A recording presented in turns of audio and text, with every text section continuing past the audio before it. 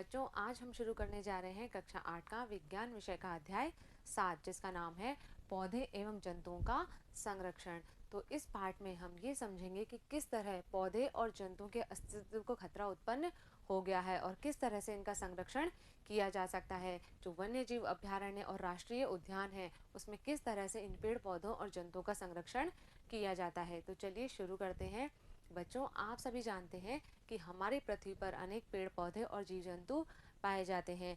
ये जो पेड़ पौधे और जीव जंतु हैं, ये मानव जाति के जो है भली प्रकार से रहने के लिए और इनके अस्तित्व के लिए बहुत ही आवश्यक होते हैं। लेकिन जो मनुष्य है, उसने अपने स्वार्थ के लिए इन वनों की अंधाधुंध कटाई की है और वन्य जीवों का शिकार किया है। तो जिसके कारण जो है ये जो वन्य जीव हैं या फिर पेड़ पौधे हैं, इनके अस्तित्व को संकट उत्पन्न हो गया है। अब सबसे ज़्यादा हमने क्या किया है, वनों का उन्मूलन किया है, यानी कि वनों की अंधाधुंध कटाई की है। तो अगर हम वनोन्मूलन को समझें तो हम क्या कह सकते हैं कि वनोन्मूलन का अर्थ है वनों का समाप्त होना, यानी कि वनों का उन्मूलन होना। इसे परिभाषित करें तो हम क्या कहेंगे कि मानव जनित और प्राकृतिक कारणों से वनों का विनाश क्या कहलाता है, वनोन्मूलन कहलाता है।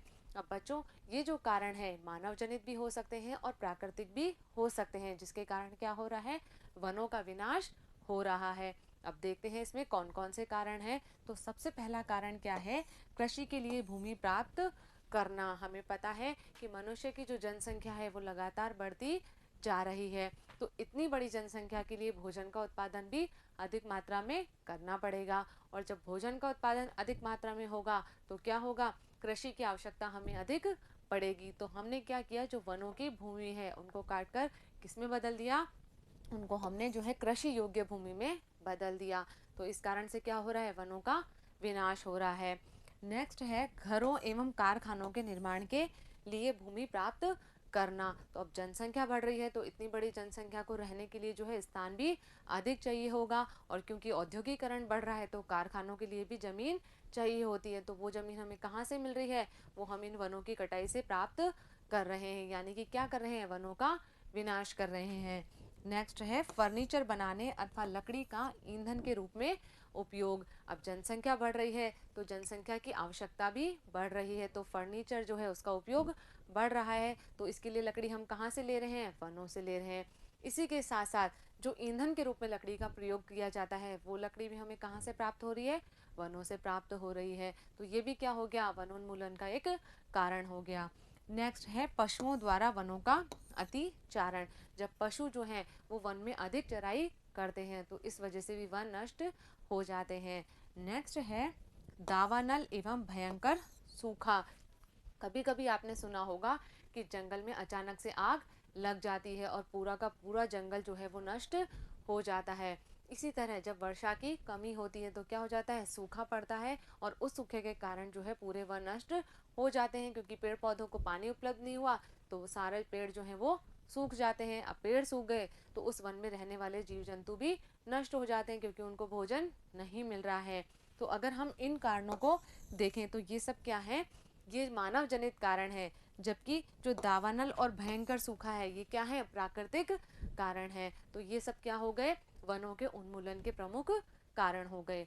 अब बच्चों, हमने ये तो समझ लिया कि इसके कारण क्या है, लेकिन अब इन वनों के उन्मूलन से जो है बहुत सारे हमारे ऊपर प्रभाव भी पड़ रहे हैं। अब वो प्रभाव कैसे हैं, वो हमारे लिए अच्छे नहीं हैं, यानी कि कुछ दुष्परिणाम जो है इन वनों के उन्मूलन के सामने आ रहे हैं।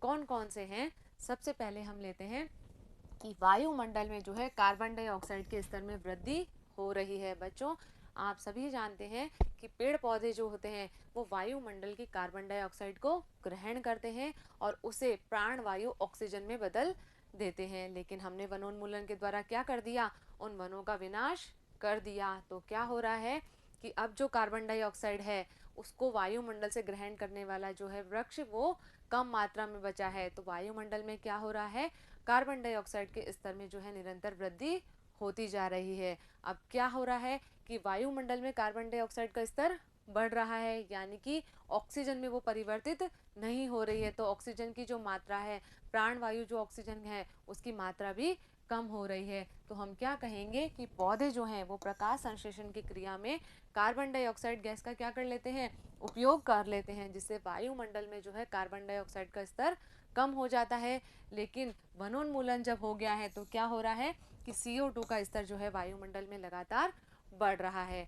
अब ये जो CO2 का स्तर बढ़ रहा है, इसकी वजह से क्या हो रहा है, इसके कारण हो रही है विश्व उष्णन यानी कि ग्लोबल वार्मिंग की समस्या। क्या होती है ग्लोबल वार्मिंग? ग्लोबल वार्मिंग से हमारा तात्पर्य है कि पृथ्वी के तापमान में जो है निरंतर वृद्धि होती जा रही है, विश्व उष्णन होता जा रहा है। अब वो क्यों हो रहा है? क्योंकि वायुमंडल में जो है CO2 की मात्रा में वृद्धि हो रही है और इसकी वजह से क्या हो रहा है, विश्व उष्णन हो रहा है।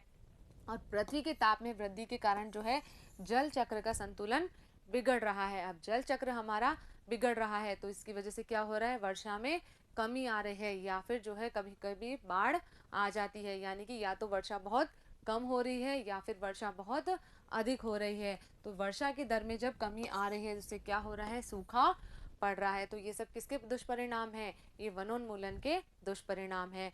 नेक्स्ट क्या है कि जो वनोन्मूलन है उससे मृदा की जल धारण क्षमता में कमी हुई है तथा जल का जो भूमि में अंतःस्रवण होता है, जल जो है नीचे भूमि में अवशोषित होता है, उसकी दर में भी कमी आ गई है। और इसकी वजह से क्या हो रहा है कि जो भूमि का जल स्तर है वो कम हो रहा है। लगातार वनोन्मूलन के कारण जो है वो मृदा की जल धारण क्षमता में कमी आ रही है और जिसकी वजह से जो है वो भूमि का जल स्तर लगातार नीचे गिरता जा रहा है। नेक्स्ट जो दुष्प्रभाव है वो क्या है कि पेड़ पौधों की जो जड़ें होती है ये क्या करती है, मृदा को दृढ़ता से बांधे रखती है। हमें पता है कि जब पेड़ मृदा में सीधे खड़े रहता है तो उसकी जो जड़ें होती है वो उस मिट्टी को मजबूती से बांधे रखती है, जिससे क्या होता है कि वो जो मिट्टी है वो कहीं जल के साथ में बहकर नहीं जा सकती है या फिर हवा के साथ में वो उड़कर नहीं जा सकती। लेकिन जब वनोन्मूलन हो गया यानी कि उस मृदा पर कोई वृक्ष नहीं है तो क्या होता है, जब भी क्या होगा, तेज हवा आएगी या फिर तेज जल बहाव होगा तो वो जो मृदा की ऊपर की परत है वो क्योंकि वो ढीली हो गई है तो वो इसके साथ में बहकर चली जाएगी। अब मृदा की जो उपजाऊ परत बह गई है, हमें पता है कि जो सबसे ऊपरी परत है वो कैसी होती है, मिट्टी की बहुत उपजाऊ होती है। जब वो उपजाऊ परत बहकर चली गई है तो मृदा कैसी हो जाएगी, बंजर हो जाएगी, उसकी जो उर्वरा शक्ति है उसमें कमी आ जाएगी। इस वजह से क्या हो रहा है कि वो जो क्षेत्र है वो मरुस्थल में बदल जाएगा, उसके ऊपर कोई पेड़ पौधे नहीं उग पाएंगे। तो इस तरह से जो है मरुस्थलीकरण हो रहा है, यानी कि मरुस्थल जो है वो उसमें परिवर्तित हो रही है। और इस प्रक्रिया को हम क्या कह रहे हैं, इसे हम कह रहे हैं मरुस्थलीकरण, यानी कि जो हमारी उपजाऊ मिट्टी थी वो किस में बदल गई, मरुस्थल में बदल गई। अगला जो दुष्प्रभाव है वो देखते हैं हम कि जो पर्वतीय क्षेत्र होते हैं, पहाड़ी क्षेत्र होते हैं, वहां पर क्या हो रहा है, वृक्षों की कमी हो रही है, जिससे जो मृदा की जो बंधने की क्षमता है आपस में वो कम हो रही है। और इस वजह से जो बड़ी बड़ी चट्टाने हैं उनके खिसकने की जो घटनाएं हैं वो लगातार बढ़ती जा रही है। आपने सुना होगा उत्तराखंड त्रासदी के बारे में, तो वहां पर भी क्या हुआ था, बड़ी बड़ी जो चट्टाने हैं वो अपने स्थान से खिसक गई थी, जिससे क्या हो गई थी, एक बहुत ही भीषण त्रासदी वहां उत्पन्न हो गई थी। तो ये जो वृक्षों की कमी है इससे क्या हो रहा है कि मृदा की दृढ़ता से बंधने की क्षमता में कमी आ रही है, जिससे जो चट्टाने खिसकने की जो समस्या है वो बढ़ती जा रही है। नेक्स्ट हम देखें कि ये जो वन होते हैं ये जंतुओं, पक्षियों और पादपों की विभिन्न प्रजातियों के लिए प्राकृतिक आवास होते हैं। वनों के अंदर जो है बहुत सारे वन्य जीव, पशु पक्षी, पेड़ पौधे आदि रहते हैं। तो जैसे ही वनों का उन्मूलन हो रहा है तो इनके प्राकृतिक आवास जो हैं वो समाप्त हो गए हैं और इनके जो अस्तित्व है उसको खतरा उत्पन्न हो गया है। तो ये जो सब दुष्प्रभाव हैं ये किसकी वजह से हमें देखने को मिल रहे हैं, वनों की अंधाधुंध कटाई के कारण, यानी कि वनों के विनाश के कारण। तो बच्चों हमें पता चल गया कि इन वनों के कटने से जो है इतने सारे दुष्प्रभाव पैदा हो रहे हैं। तो अब हम क्या करेंगे, हम इन वनों के और वन्य जीवों के संरक्षण का प्रयास करेंगे। तो इनका जो संरक्षण है वो अब बहुत ही आवश्यक हो गया है। तो अब हम इसका संरक्षण कैसे करेंगे, हमें पता है कि बहुत सारे प्राकृतिक और मानव जनित गतिविधियों के कारण वातावरण में जो है तेजी से परिवर्तन आया है और इसकी वजह से जो वन और वन्य जीव हैं उनके अस्तित्व को खतरा उत्पन्न हो गया है। तो इसलिए हमें इनका संरक्षण करना बहुत आवश्यक हो गया। तो इसके लिए हम अपने व्यक्तिगत स्तर पर प्रयास करेंगे और क्या करेंगे, हम समाज के स्तर पर प्रयास करेंगे। तो इसी के साथ साथ जो सरकारी संस्थाएं हैं उन्होंने भी जो है बहुत सारे इसके लिए प्रयास किए हैं। यानी कि हम देखें तो व्यक्तिगत प्रयासों और समाज के प्रयासों के साथ साथ जो सरकारी एजेंसियां हैं उन्होंने भी वनों और वन्य जीवों के संरक्षण और सुरक्षा के लिए क्या करे हैं, बहुत सारे नियम बनाए हैं, कानून बनाए हैं और बहुत सारी नीतियां बनाई है। चलिए देखते हैं क्या क्या है। तो जो सरकारी एजेंसियां हैं उन्होंने क्या किया है, राष्ट्रीय उद्यान, वन्यजीव अभयारण्य और जैव मंडल आरक्षित क्षेत्र स्थापित किए हैं, जिनमें क्या हो रहा है कि इनके अंदर जो है पशु पक्षियों और पेड़ पौधों का संरक्षण किया जाता है। इसी के साथ साथ इन क्षेत्रों में वृक्षारोपण, कृषि, चारागाह और वृक्षों की कटाई, शिकार आदि गतिविधियां जो है वो पूर्णतया निषिद्ध होती है। यानी कि केंद्र सरकार और राज्य सरकार ने कुछ ऐसे क्षेत्र जो है वो निर्धारित कर दिए गए हैं जहां पर ये मानवीय गतिविधियां जो होती है पूरी तरह से निषिद्ध होती है और यहाँ पर पेड़ पौधे और जीव जंतु जो है पूरी तरह से सुरक्षित रहते हैं। चलिए देखते हैं ये वन्य जीव अभयारण्य और राष्ट्रीय उद्यान क्या होते हैं। तो बच्चों, वन्य जीव अभयारण्य जो होते हैं इनके अंदर वन्य जीवों को सुरक्षित रखा जाता है। तो हम कह सकते हैं कि वन्य जीव अभयारण्य वह क्षेत्र होते हैं जहां पर जंतु और उनके आवास को किसी भी प्रकार के विक्षोभ से सुरक्षित रखा जाता है। यानी कि वहां पर कोई भी मानवीय गतिविधियां नहीं होगी, वहां पर जो है पूरी तरह से उन जंतुओं को प्राकृतिक वातावरण में ही रखा जाता है। जैसे कि राजस्थान के अंदर ताल छापर अभयारण्य कहाँ पर है, चूरू जिले के अंदर, और जो गजनेर अभयारण्य है वो बीकानेर में स्थित है। राजस्थान में जो है कई अभयारण्य बनाए गए जिसमें से चूरू में कौन सा है, ताल छापर अभयारण्य, और बीकानेर के अंदर गजनेर अभयारण्य स्थित है।